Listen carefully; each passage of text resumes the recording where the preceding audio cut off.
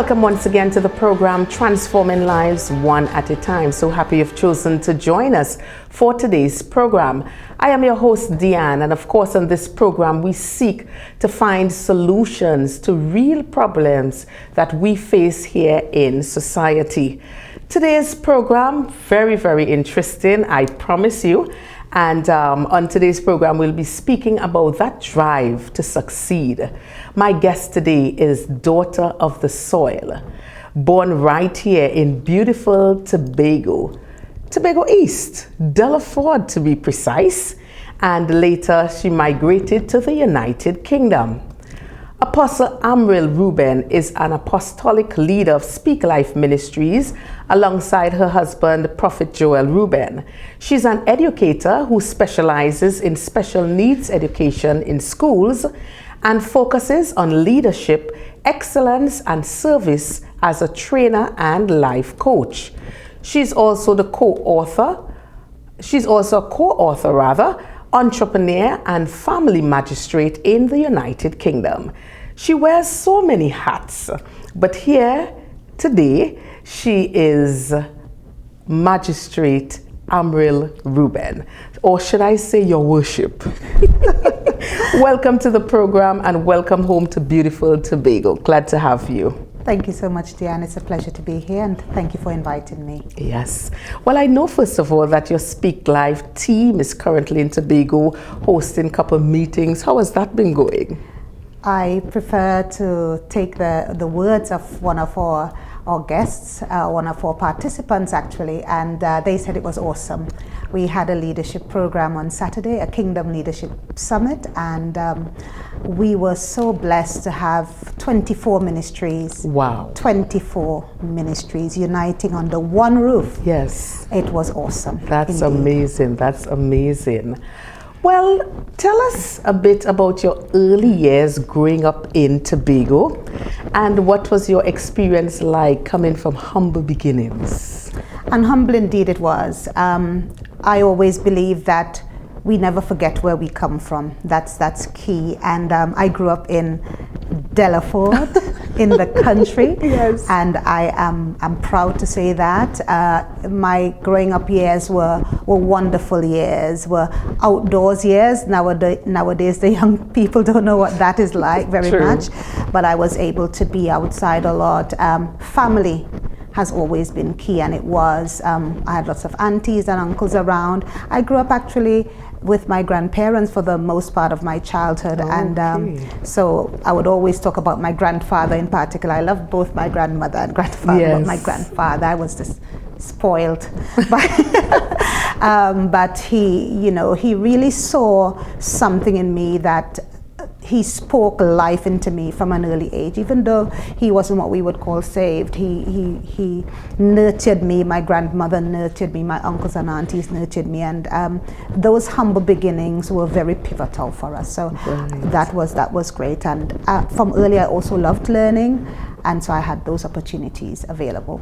Wonderful. So now, a magistrate. When did you know that you wanted to get into the field you're currently in, and what propelled you in the direction of becoming a magistrate? Well, I'm in the legal system, but in England it's kind of different here. It's not in a conventional sense. Growing up, I moved, as children do, from wanting to be a gynecologist to an ambassador, and then after that I always wanted to be a lawyer, always wanted to be, but I never did become one.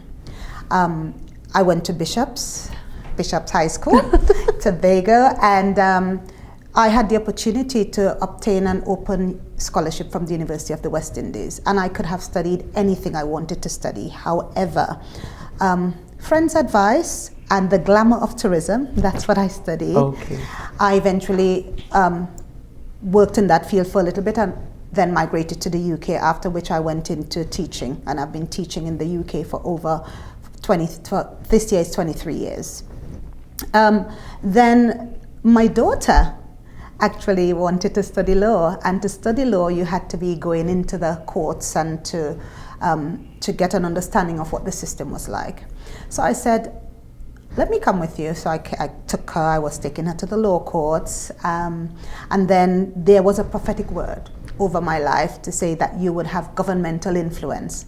So I said, I might as well just apply to be a magistrate. And this is what she said, my daughter. She said, Mom, the magistrates in England are white, mainly, over 50, and male. That's the criteria almost. That's what you see generally. Right. And I said, well, I'm black, female, yes, under 50, but I have a God. Right.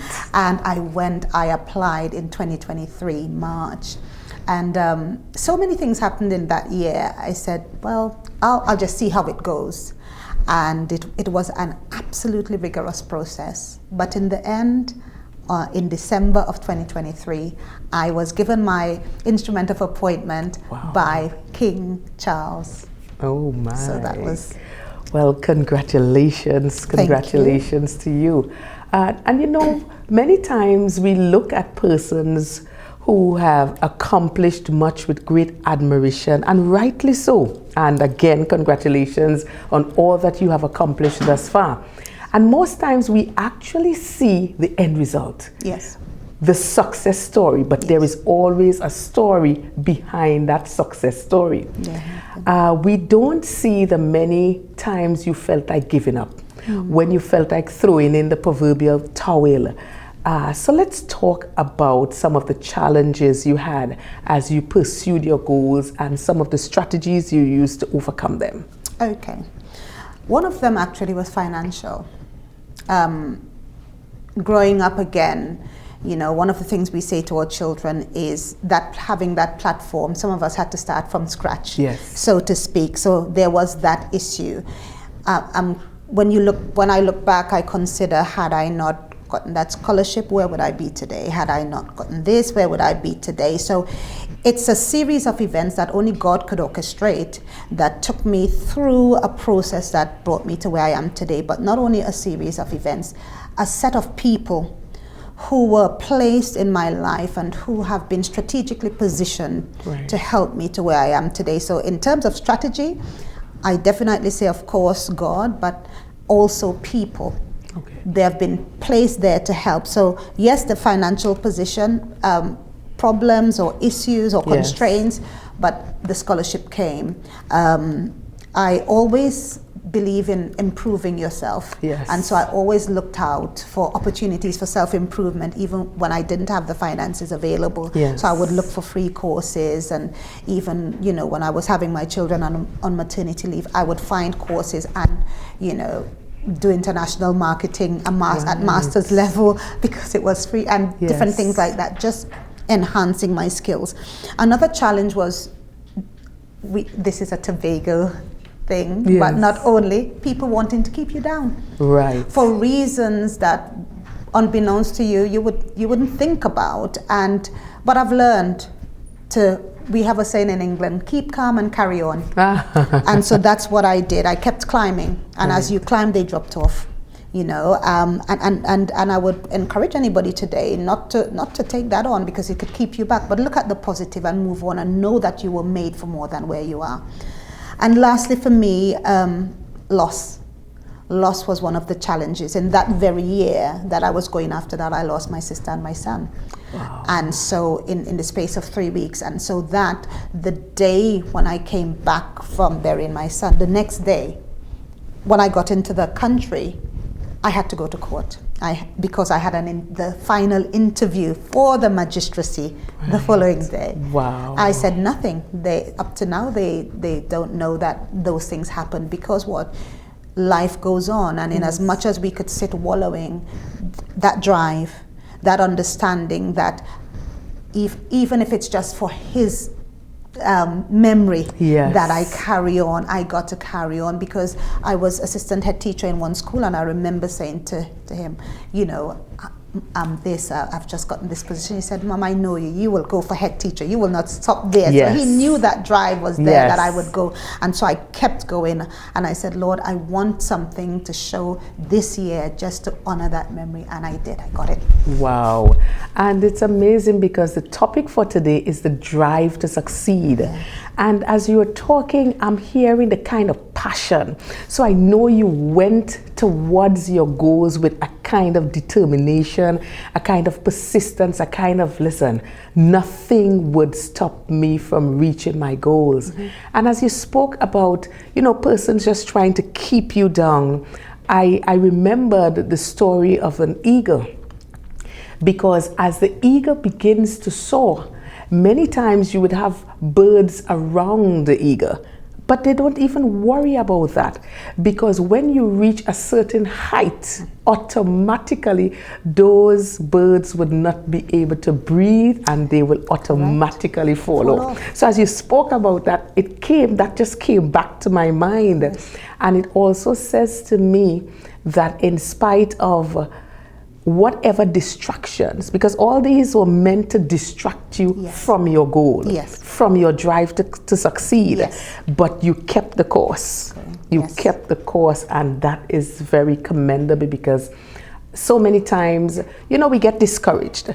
Sometimes persons who are around us that we think they would be there to cheer us on and to help motivate us, and many times we get disappointed. Yes. And there are a lot of persons that are disappointed. Even now we are doing this program, and they are facing that kind of disappointment because someone probably spoke a negative word over them and said, well, what you're going for there, nobody else in our family never accomplished that. What are you trying to play? What are you trying to do?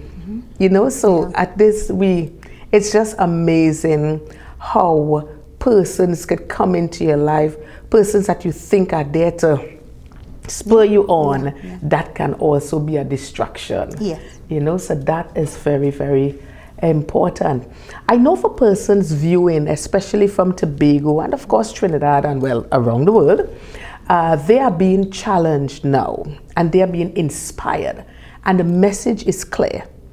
It doesn't matter the geographical location you come from. It doesn't matter where. You can succeed. Correct. You can excel from wherever you originate. Just weighing on that. I want to not only speak about myself, but at this juncture to also include my husband, because, he would always say, this boy from Mova. Yes. And, and everybody knows, the reputation of Mova, but not just the reputation. He had the lived experience of growing up on the streets. Well, not living on the streets, but, people who you'd hang out with and yes. see them. He said even on his exam day, he would have seen somebody shot on the ground when he came home. And he didn't get any subjects. He made wrong decisions, went with wrong people, friends, but his mother believed in him and she sent him back to school. Wow. And today he has his master's, yes. he runs his business, he's a director, he's an apostle, he's being all who God called him to yes. be, would have traveled and is ministering powerfully across the nations. And in my own life, it's a very similar story, coming from Delaford, walking. I showed my children recently where I would walk to school. They yes. can't even fathom walking to school. Yeah. I would walk to school, did my common entrance, went to bishops, and the story continued. But at each juncture, one of the things that kept me moving, it had nothing to do with external forces, because if you worry about that or if you focus on that, you don't go on, because everything it's changing in the world today. Right. Everything is so contra positivity and yes. contra your goals, etc. Your drive has to come from within, and that's where my motivation. I always said to my husband, I said, you can't spur me on. If we're jogging and he would say, come on. I say, I gotta have it in me. Of course. and that's how I live my life. I have to be motivated internally, yes. so that whatever happens, I keep going. Right. I don't shift. I yes. don't blink. My focus is absolutely like the eagle. Yes. And having that internal self-talk. Right. Yes. That's absolutely important. So for me, that drive for success is about purpose.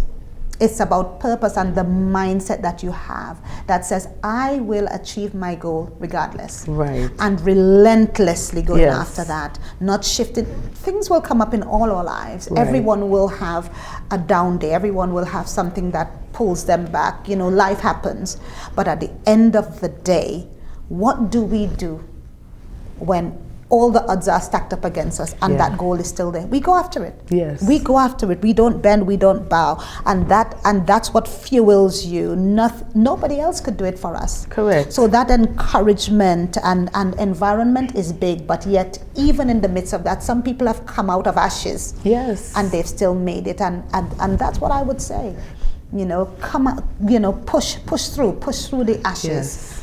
Because whatever it is, there is that goal and you can make it. Of course. I did. Yes, definitely. And I'm thinking in terms of, sometimes, as you even indicated, your husband growing up in Mova, and many times you would hear certain places and you would think, wow, can any good come out of these places? But as you rightfully indicated, it's about your mindset. Yes. It's about your mentality, because you can be in a certain geographical location and all the odds are against you, but you have a mind, I am going to make it. Yes. I am going to make a difference. And you spoke about the self-talks. Mm-hmm. Because you have got to speak to yourself. Yes. And say, listen, I know that it doesn't look good, me coming from this place or this village or this organization. But in spite of, I am determined that nothing is going to stop me from reaching my goal. Yes. And that is what we have to do as a society, as individuals. Yes. We have got to be relentless. As we pursue our goals, as we go after our dreams, because at the end of the day, it is our lives and we have to take responsibility. Correct. For our lives and our actions. Give our viewers a little insight on what the journey has been like for you in this field. Real talk. Sometimes we like to, yes. Real talk. Real talk. It's not a Judge Judy right. type of it's not a Judge Judy type of experience. The first thing people say, so do you wear the wig? Yes. And do you have on black clothes? I said, no, you just go in business attire. Right. And so sorry to disappoint anyone who might be, yes. Then the wig. Yeah, but it was nothing, it is nothing like that. And actually for me, it was quite an eye-opener. Because although obviously part of the training is that you had to go in and sit in courts after, I would have done that with my daughter who is studying law at the moment. Wow. Yeah, she got in. Yes. But I had to go in there and observe before I became, I was appointed. The hardest part was actually getting in. Okay. The hardest part was the process is rigorous because it's sort of like an elite. Yes. But I know it's more than that. It's about influence. Right. And it's about representation. You are saying that the majority of people, and it's not, I don't think it's something that they deliberately do, but that's just how systems work. Understood. And so, the expectation is that you are white. The expectation is that you are male. Yes. The expectation is that you are over 50. And to break that, and to break through those barriers and get in there and be able to represent the people who are not white, right. not over 50, do you understand? And to have a voice, yes. That's key for me. To have a voice that says, have you considered this? Because we are who, in their minds and in their hearts, it's not that they're deliberate. Somebody might deliberately say, okay, I'm doing this because of this. Okay. But because this is what you said, well, it has to be the reason why they did that. And I said, what about this? Yes. Have you thought about that? Have you yes. thought about that? And they be, no, actually that's a good idea. And so to have those opportunities and to administer justice fairly, it's priceless. It's really precious. And seeing families, given the best opportunities for families. Before I went in, I thought that possibly it would be more punitive. But as I said to them, it's actually not. Right. We're actually, that word grace, I said, you would think they're in church, but they are not. It's gracious. Whether these people know God or not, I don't know. We don't get into that. But Right. the point is, grace is administered Okay. with truth. Yes. So evidence is important, but we try to understand holistically what's happening with all those involved, and at the center of it, because it's family court, oftentimes it's about children, oftentimes it's about the family. It might be things like non-molestation orders and things like that. So oftentimes it's about those things, but just to have those opportunities to be in there and show that grace and that compassion and that intention to deliver justice. Justice, yes. That word, administer justice fairly, that's key. And so I'm really enjoying it. Wow, wonderful, really wonderful. I see you as a trendsetter, setting the trends for others to follow. Well, viewers, at this time we're going to take a short break and we will be right back.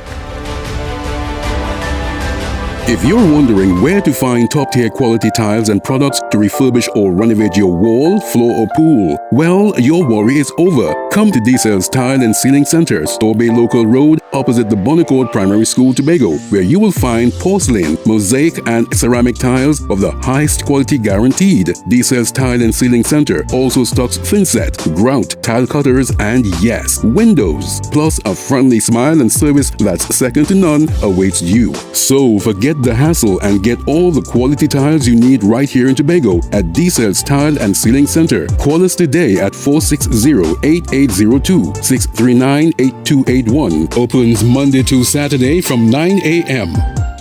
Do you need electrical and plumbing supplies from construction to finish? Then check out Voodoo's Enterprises Limited, Milford Road, Canaan, Tobago. Get LED bulbs and fixtures, septic tanks, water pumps, laminate flooring, press-cut power tools, and so much more. Open Monday to Saturday from 8 a.m. Call 280-2050 or 660-4970. Voodoo's Enterprises Limited. Tobago, Tobago. It's time once again for the highly anticipated KPPM's 4th Annual Business Expo, Saturday, 1st November from 10 a.m. to 5 p.m.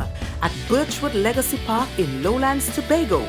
Come out in your numbers and get familiar with various businesses as they display their goods and services, from jewelry to plants, draperies to household items, tiles to beautiful clothing, and so much more.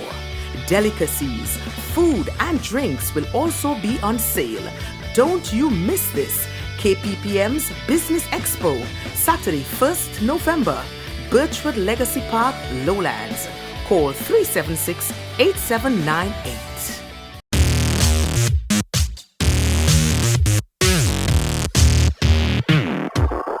Hi, I am Dianne, host of Transforming Lives One at a Time, and we are in a celebratory mode as we celebrate our 1st anniversary.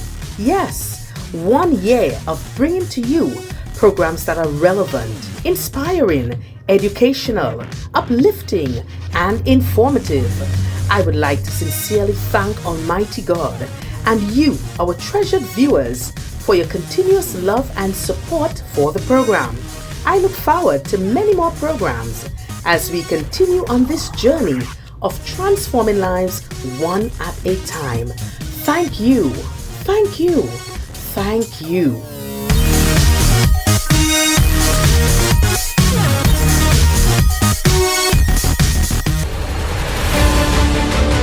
Welcome back to the program Transforming Lives One at a Time. My guest today, Magistrate Amryl Reuben out of the United Kingdom. Well, I would like us to delve into a bit the many hats that we as women wear. Oh my gosh. We multitask well. Yes. And I would usually say that men are headliners, but the women, we are detailers. Yes. I know you are a wife, a mother, a career woman, and of course you are heavily involved in ministry. So just how do you create that crucial balance in your life so that you do not become overwhelmed and burnt out? Again, I like using the word purpose. Okay. Because a lot of it is what is my purpose, not just for being, but for doing something. And so I use that to prioritize. I use my purpose, my goals to prioritize, and I'm very intentional about that, because if I'm not, nobody will be for me. And so I set my goals, I set my yearly, daily goals. I'm very goal oriented, and I think so that I can measure where I'm going, if I'm in alignment and even in godly things. And so that purpose helps me to prioritize. Prioritizing is key. Yes. Because there are only 24 hours a day, as much as I would love them to, there to be 48. You know what, even if we had that, we still won't have enough time. That's right. So prioritizing that time in terms of who, my family is key for me. I've worked around my family from the time I've had my nuclear family. Yes. And I also remember I'm one person, and because I can't do everything at once, I know I prioritize God first. And then I prioritize my time with Him first, not just ministry. Yes. But so I prioritize God first, I prioritize my family, and then everything else after. And so sometimes, you know, there would be demands. If they can pull you 1,000 places, people will pull you 1,000 places, and you got boundarying is key. Yes. Boundary in my time, boundary in my space, boundarying, this is my home, this is the ministry, this is the business, this is the, you know, so each place has you know, each situation, it's boundary. So I know when I take off one hat and put on another one, you know, and this is the hat that I'm in now. I mean, there was a time when I was actually teaching, leading in a school where my children attended. They wanted to come to my school. Who does that? But they wanted to come to my school, and there was something I did not agree with at the school, so I had to challenge my co-workers. And that didn't go down too well, but it's how I did it. But at the end of the day, it was, now this is not the teacher hat, this is the mummy hat I'm wearing, so that they understood. Help. The support, my support systems are key for me. I'm very protective of my family, and especially my children. I say to them, Mom, I said, I'm not overprotective. I know what's out there. Of course, of course. I know what's out there in my line of work, in my ministry. I know what's out there. That's right. So I said, it's very important that, you know, it's not too tight, but, you know, we set those boundaries so that we understand. So we have people who God has blessed us with to support us when we're away on ministry. It took a long time to develop, but there's a close network of people we have, and we've chosen them carefully, and God has blessed us with them. So, and finally, breaks. We take breaks. Okay. We are intentional about times of rest and break. You know, you try to hide still, but somebody finds you. All the time, especially when you come to Tobago.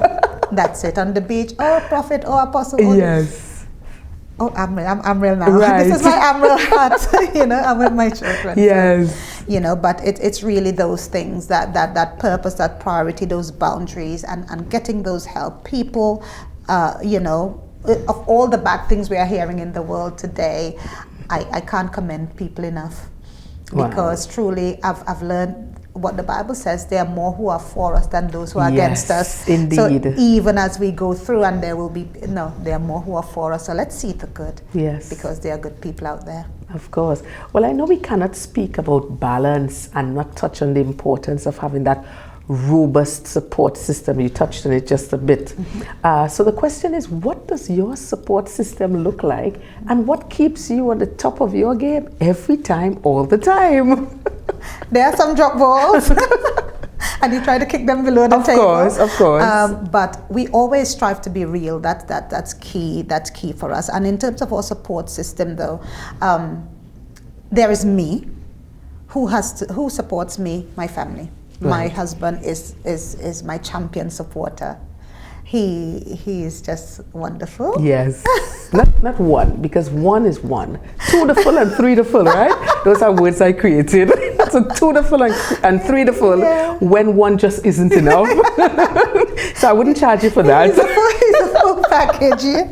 And my children, they are just, I say to them, you know, you all sacrifice so much, but we make sure that we we strike a balance for them. You know, we've learned from other people's experiences, you know, along the way, especially with regard to ministry, and we say we don't want our children to hate ministry. So we are intentional about setting times for them, setting times for breaks, setting times so they know that yes, mommy and daddy will go and do this, or mommy will go and do this, etc. But this is my time. This is time. I can call at any time. I don't need to make an appointment. These are my parents. So they understand their priority. They understand their role. But they are my first base of support.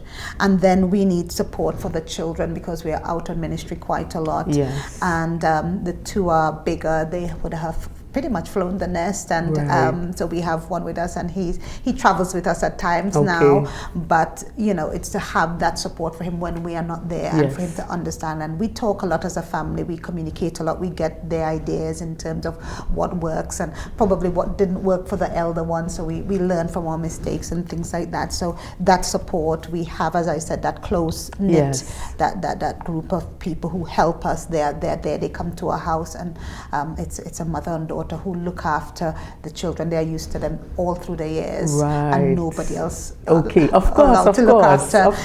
You know. And then we have the ministry. We have a fantastic ministry team at Speak Life, or leaders. They are wonderful. We have leaders in Zambia, leaders in the UK, leaders in the US, leaders in Trinidad and Tobago, in Barbados. So again, it's how we select them carefully.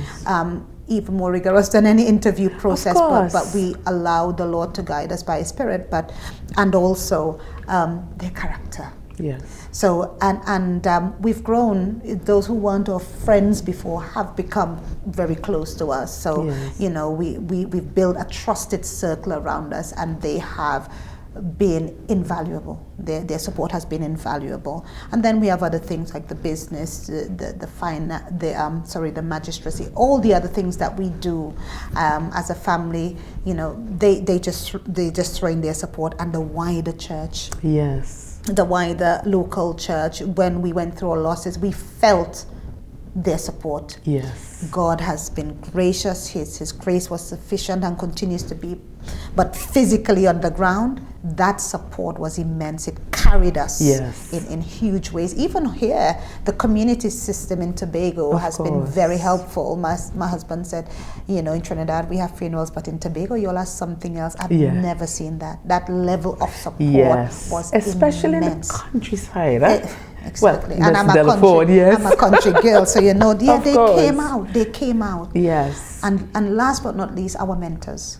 Our mentors, they are key for us. We have Pastor Ann in Tobago. Yes. We have Bishop Arthur in Trinidad, and we are developing a new relationship. I'm not at liberty to speak about that yet, but we have mentor in the UK because we believe in accountability. Right. And so in as much as they are mentoring us, they support, they give us advice, they help us to navigate to places where we want to go, where they would have been before. Right. So we don't necessarily make the wrong turn or make those mistakes, because I believe in wisdom. Of course. I don't need to reinvent the wheel or go down the wrong path if somebody can advise me. So those are the things that and the people who have helped us and are continuing to help us as we go forward. Yes.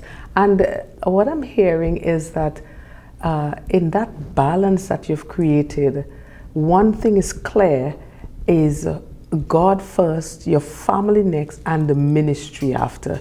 Because many times, you know, persons get involved in ministry and their families suffer, or their spouses suffer, because they think this is the way to go. But at the end of the day, you're helping transform other people's lives, and your home is not being taken care of. So I think that is so very important, because we've seen a lot of homes shattered and crumble because of that lack of wisdom, as you rightfully indicated. So that wisdom is so very important, so that we can be able, because we cannot try to assist someone else and the persons in your home circles are having issues or having problems. So that conversation, that communication, it's so very important to keep things, you know, keep things under control. Yes, and an even keel. Yes, that balance. Well, as it relates to your ministry in Speak Life and your husband, Prophet Joel, I know both of you are the founders. You have been transforming lives significantly across the globe. Because as you mentioned, you're in Zambia, you're in the UK, you're in the United States, in Trinidad and Tobago, and of course Barbados. So just share with us a bit on some of the ways that you have been impacting lives and transforming lives worldwide. Yeah, it's such an honor for us. And, Dianne, one of the things, in all of the things that's going on and all the things that we're doing, one of the things I want to say is that we have to stay humble. Yes. We have to stay humble because this is not even about us. And as I was considering, God, I always, even when I'm in the court, I say, God, who am I? Yes. Who am I? Who am I? And I said, the day it gets from who am I to do you know who I am? Oh, wow. And so in the ministry, we are people. We love God, we love people. Yes. So we are people focused, but we are significantly, what is the Holy Spirit saying?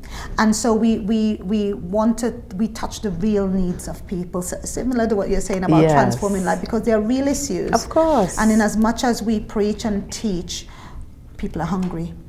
People's children are behaving all sorts of ways. Correct. People's marriages are in jeopardy. People's health are under attack. People need help. People need support. So we are we have our regional leaders, and we are there. We are not. Oh well, you can't talk to them. Right. But of course, we know we can't talk to everybody. Of course. So we have that system where you have leaders on the ground. Yes. And so we sort of do. Well, counseling they call it, because it's informal. We don't have a counseling business, but people call, they want advice for this, they want advice for that. So we spend a lot of time. Joel say, you're on the phone, all this. This person needs help. Yes. And a student once told me, he said, Miss, he said, you could never leave this school. I said, why? I said, you want to tie me down or what? He said, no. He said, and both a male and female students said, when you say you're going to help people, you help them. Wow. And when you look at the thread of ministry, when you look at the thread of magistracy, when you look at the thread of all that we do, it's about helping people. Helping people. It's about impacting their lives for good. So in Speak Life, we speak life. Right. We speak life into people. We speak life into families. We speak life into nations. We, of course, the most important thing is the souls of men. So we go after that, the salvation. But then after that, what happens? You have to clean them. You have to clean people up. You have to minister to their needs. You have to teach them and equip them. So we do that. Right now, we are focusing on, equipping leaders, but we reach out. With people, we always say, if you don't have food, we believe in people keeping their dignity. Yes. So we say, come to us, let one of the leaders know, and we'll make provision available. It's not that we have big sponsors, of course, but out of the little that we have, we share. Yes. So we give. We have dedicated outreach sessions where, like Christmas time, or we encourage our teams to do it in their local area as often as possible. It might be each family just blessing another family regularly, because they could see that they come into church without shoes, right, or they come into church with rags up clothes, and they said, okay, I could adopt this family and help them. So it doesn't have to always be the big shouting from the rooftop. So we've been doing that. We've gone into schools once. We want to make that a bigger thing in this year, going into schools and impacting schools, speaking life in the students, because we know what's happening out there. So we need to get in there more. So that's an area where we're looking to go. We're going to have a greater input into businesses, because we have a lot of businesses on Speak Life, and we know that God is saying influence through businesses, right? Influence through owning property as well. So we are encouraging people. We do a lot of freedom seminars as well.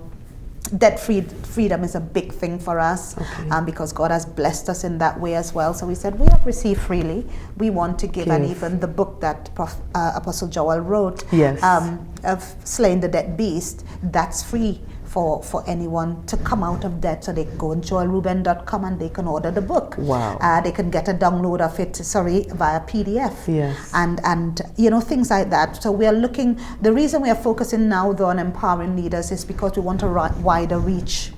So we are sharpening the fishing and cleaning skills of these leaders, you know.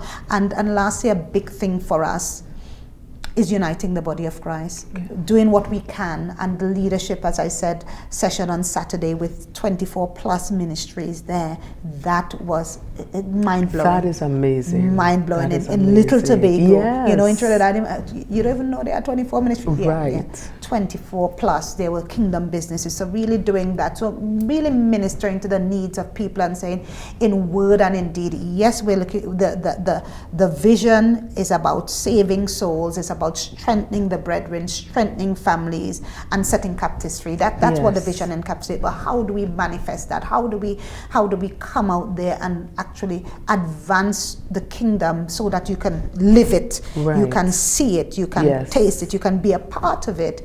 That's how we do it, going into communities and showing them that this is the love of Christ in deed, not only in word. Yes, so it's a holistic approach. It is a holistic because you approach. cannot go to try to minister to someone and tell them about the love of Jesus and they are hungry, they cannot hear you, or they don't have a place to sleep. Exactly. So that is why it is so important for kingdom businesses to arise. Yes. And see and recognize that this is not just for you to make a profit. No. This is for you to invest into people's lives. Yes. Because we are all about people.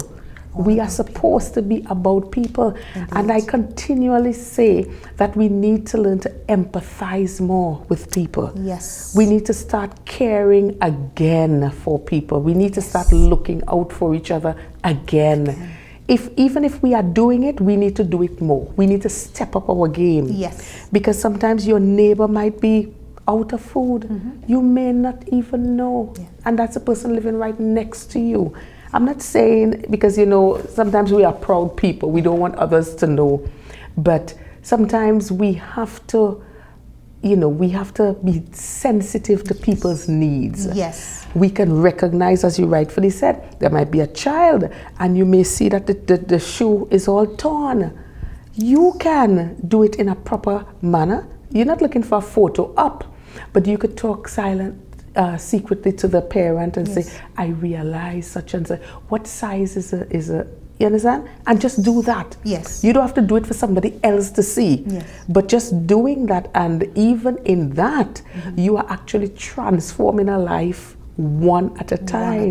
So we have to do it as individuals and of course collectively. So I want to congratulate you on Speak Life and of course Prophet Reuben in terms of what you are doing and the lives that you are impacting, and you are actually living out this program, transforming lives one at a time. Well, at this time we are going to take another short break and we will be right back. Stay with us.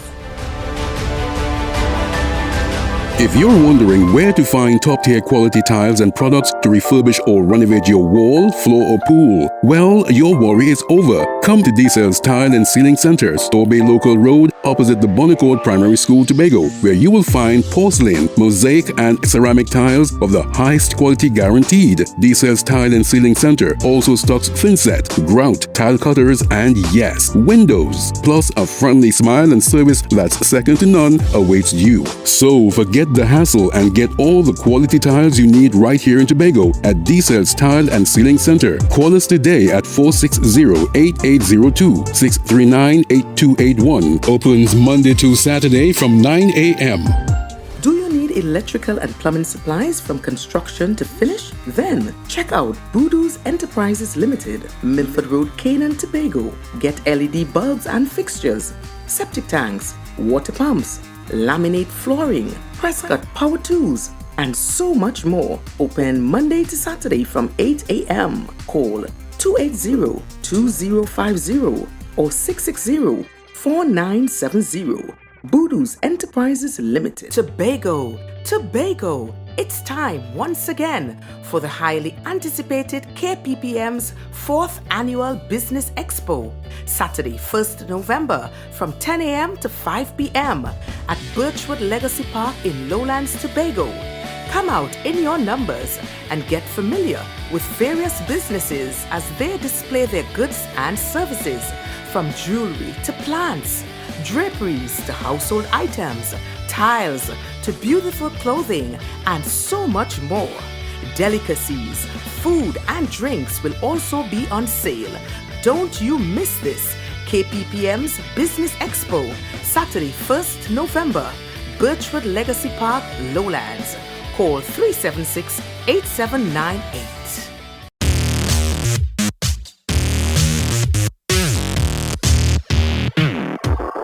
Hi, I am Dianne, host of Transforming Lives One at a Time, and we are in a celebratory mode as we celebrate our first anniversary. Yes, 1 year of bringing to you programs that are relevant, inspiring, educational, uplifting, and informative. I would like to sincerely thank Almighty God and you, our treasured viewers, for your continuous love and support for the program. I look forward to many more programs as we continue on this journey of transforming lives one at a time. Thank you, thank you, thank you.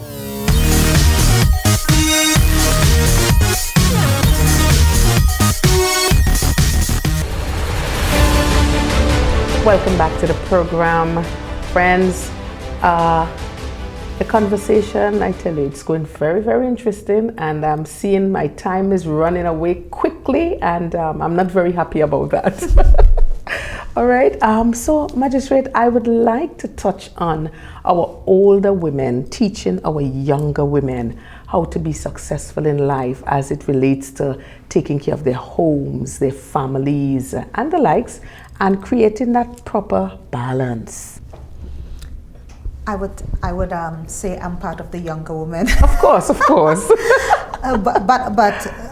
I'm in one of the in-between generations now where I'm a firm believer in that. I'm a firm believer in experiential wisdom.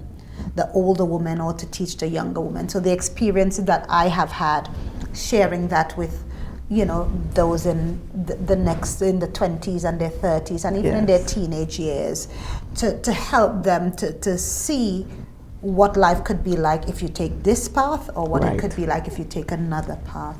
But also giving them that wisdom that I would have learned, things that the Holy Spirit would have taught me regarding, my husband, my children, and those things. And of course, people don't have to take it. Yes. But some people do, and they see positive results, and some people have to tweak it to their own situations, of course.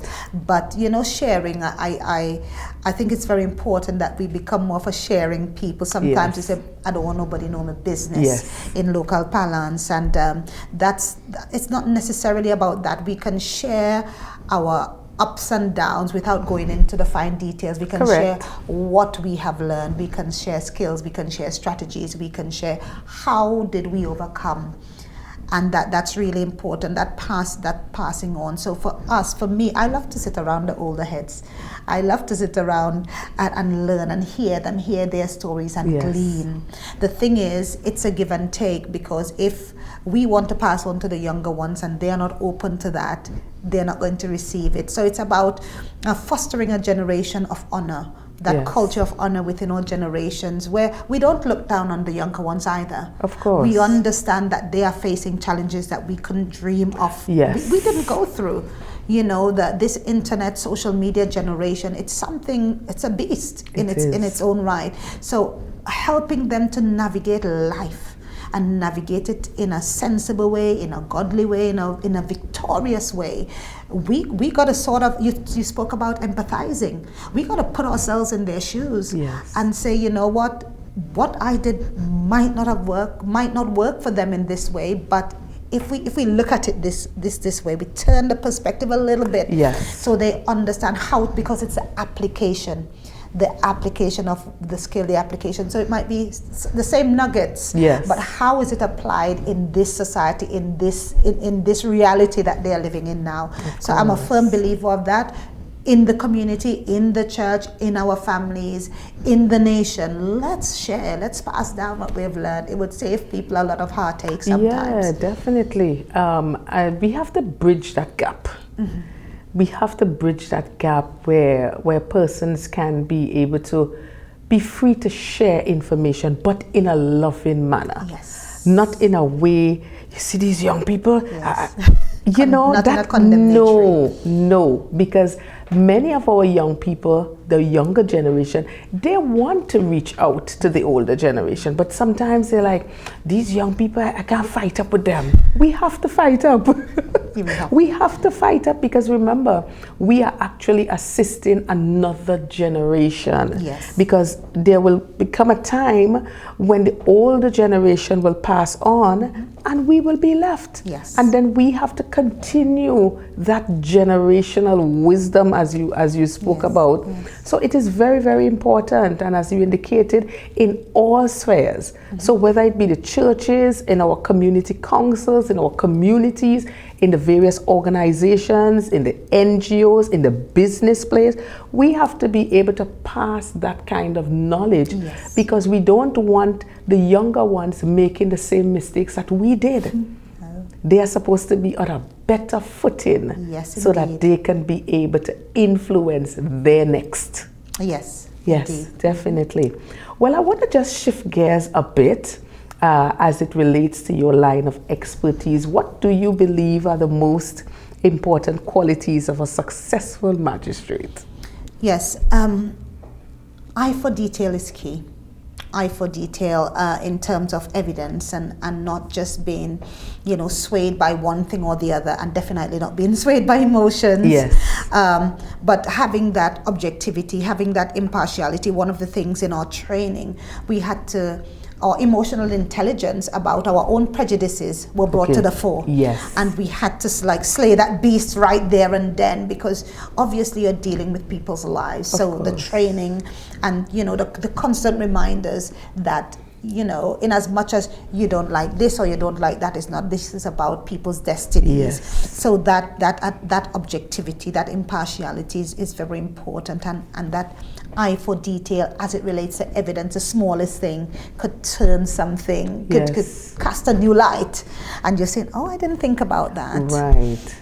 Preparation, pre-court preparation, and reading the papers, and making sure that you're aware of what you're going into when you're going into the court. They would provide that before for us, and so that's key as well. And I come back to, we're still dealing with people, and especially in family court, that compassion, because we're dealing with children. So it's not that you're denying the evidence, but it's that you're understanding that it may not be as cut and dried or as black and white as it looks. Correct. Yeah, but in the midst of that, even in the midst of that compassion, coming back to the objective evidence basis and saying, okay, I'm going to have to weigh this way, but at the end of the day, we have legal advisors in the court who also make sure that we stay in alignment with the law. So, so we have everything, Okay, because I was just about to ask, how do you stay current with changes in the law and the legal precedents?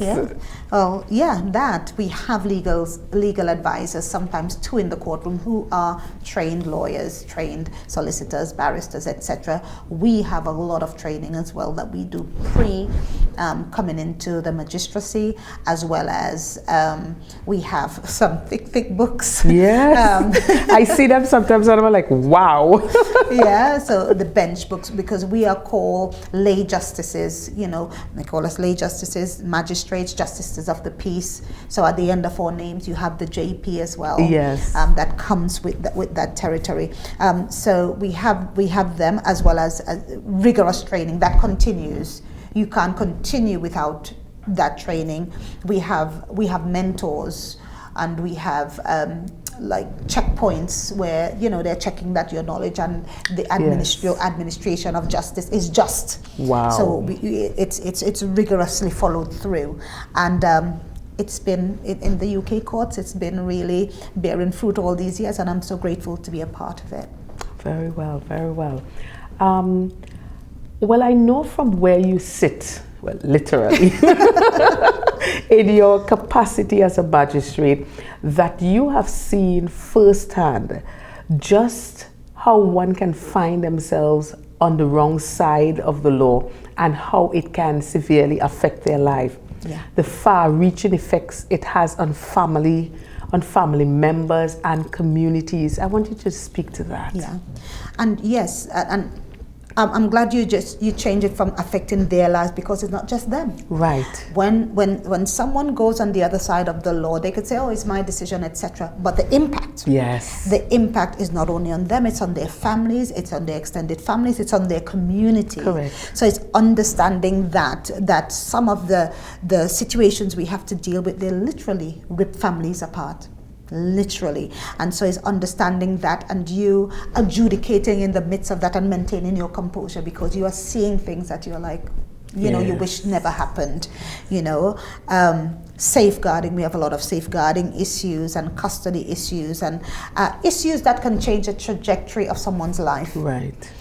Issues that can affect decisions that we make going forward for children, for where they live, etc. They have, some of them have to change schools. Wow. Some of them have to, they change friends. Their whole trajectory, but not just the children, the parents, and there are other issues that come up, as I said, like non-molestation. So domestic violence issues that come up also come into our court, right. And making sure that, again, that is administered fairly. So getting on the wrong side of the law, it's normally for parents who, they fight like cat and dog and forget that at the heart of that, they are children. They are innocent children. They are lives that are not yet, some of them as in babe in arms, and some might be even in bellies. Yes. And they sometimes are not given the fairest chance. They enter into the world in a conflict situation, in turmoil, and we try our very best to say, we want to help. Yes. As magistrates, we are helping getting the best resolution for these children, yes, as fast as we can. Because at the end of the day, we come back to this, it's the children who are the center. Adults are adults, they would have made their mistakes. Of course. Don't allow it to impact the children. Wow, this is serious business. It is. And when we think about the fact that these lives, remember, these children didn't ask to be here. No. They came as a result. Yes. And when I always say that many times some parents weaponize their children against the other parent. Yes. And that we have got to deal with that. Yes. We have got to deal with the root of the problem and realize that as adults, we are responsible for these younger ones. They are looking at us. For example, they are looking at us for protection. Yes. So being, especially working along in the family court, I could just imagine, and that's why you spoke about earlier, many times your emotions, you just have to push your emotions aside. Yes, definitely. And go based on the facts and what is in the best interest of the children. Yes. That is definitely a serious point you made there. Well, I would like you to take the opportunity to speak to someone today who have been experiencing probably some serious family issues. And with you knowing the detrimental effects these decisions would have on one's future and destiny, just address this individual. At the end of the day, especially where children are concerned, it's about them.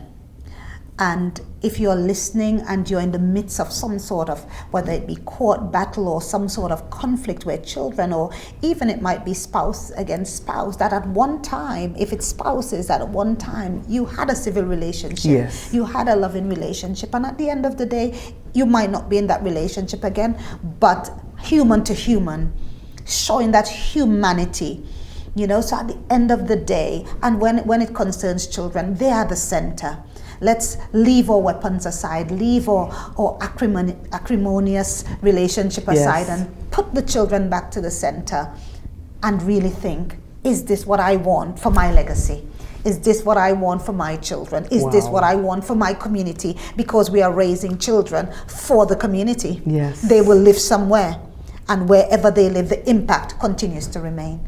So I want to really encourage those who are out there. Let's understand that our decisions and our behavior have far, far-reaching, even generational impacts and implications. Definitely. I was saying some time ago that as we are bringing up our children, as we are raising our children, we have to recognize that we are actually raising up our children to be someone else's spouse. Yes. Someone else's father, someone else's uncle. Yes. And whatever we place inside of our children, we will have a ripple effect. Yes. We would see exactly the end result. Yes. So when, as parents and as guardians, we behave in certain manners. Yes. As I saw just recently, I was at a school and a very irate parent came in, and they had to threaten to call the police. Oh, wow. Because he was so disruptive, he was so angry, he was so, listen, and I am saying, his children are right there. Wow. And they are looking at that kind of behavior. And then I asked a teacher a question. I said, listen, no, I made a comment. I said, you see, and we wonder why our children are behaving like this. Now, he comes into the school very aggressive, the security cannot even speak to him. Wow. And he is behaving in this manner, so disrespectful, that they had to threaten to call the police. Wow. And your children are there looking on. What are you saying as a parent? What are you teaching your child? That this is the way I should handle conflicts. This is the way I should just run into the school and I'm saying that we have to think again. We have to think again, definitely. Well, it's about time we're going to start wrapping up the program. We just have a couple more minutes, my director is saying. So finally, Magistrate, I would like you to just speak to someone who may be at a crossroad in their life at this time. They're just not sure what move to make, what step to take. A word of encouragement to that individual. And you could speak into the camera. Yes. Long ago, when we were crossing the streets, there was a saying, stop, look, and listen. And today I want to encourage you to do that. There are things going on around you. You might just need to stop, because if you're not sure where to go, or if things are bombarding you from all sides, that's the right thing to do. Just stop for a moment, consider what is ahead of you. Consider what were your original goals, what were your original dreams. You might have come off course, but you can come back on again. Consider where you want to go next and take a decision.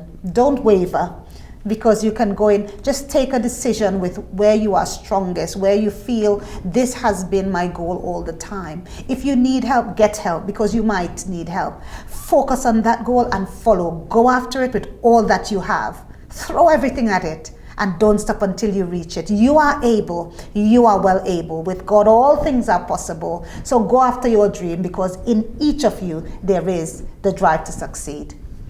Thank you so much. Well, indeed, you have been transforming lives one at a time in your own sphere of influence. And this should be the goal for all of us as we continue to effect change in our homes, in our communities, and the nations of the world.